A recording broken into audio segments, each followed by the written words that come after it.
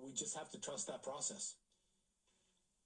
Yeah, and the sheriff even put out a release today telling people, if you want to search, to basically go through them, don't go on private property. They don't really seem like they want people to come out here and just start searching on their own. All right, let's go back to Paige and get the next caller. Paige? Hey, yeah, we've got Emilio from Oregon. He's on the phone now. All right, Emilio, what's your question? Yes, Brian. So you were one of the first reporters on the ground during the Brian Kohberger murders in Idaho and the Gabby Petito case. And based on what you've seen, what makes the law enforcement response in the Nancy Guthrie case different from other major missing person investigations you've covered? Yeah, it's a good question.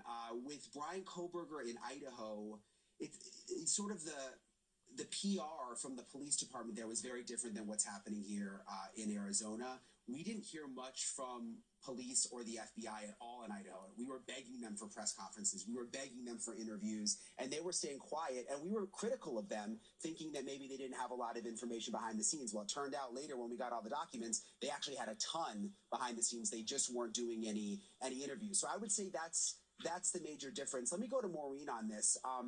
You remember with Idaho, they were quiet. Do you think that was the right tactic, or do you think what the sheriff is doing here with a lot of interviews? He hasn't done a press conference, but he does interviews almost every day. What do you think is the better way to go here? I'm much more comfortable with the way they handled things in Idaho.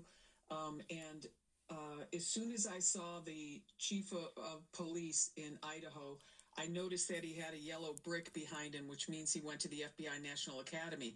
So I figured the FBI was going to be there pretty quickly, or at least he was consulting with them.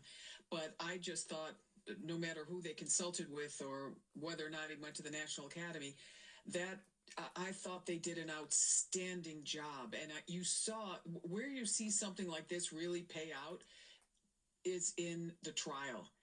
When you protect the evidence and you protect the crime scene and you keep it tight and quiet, you're in a much better position when it comes time for trial. That being said, I think there are things that can come out that are relatively innocuous that you can let the public know, because in a situation like this, I mean, Nancy got ripped from her bed in the middle of the night, and the community is frightened and they're scared. And the same thing was true in Idaho. So they did what they could to quell those fears. But here, it's just there's just way too much back and forth, and the sheriff is just on every day. To me, it's just way too much. Yeah, and the messaging gets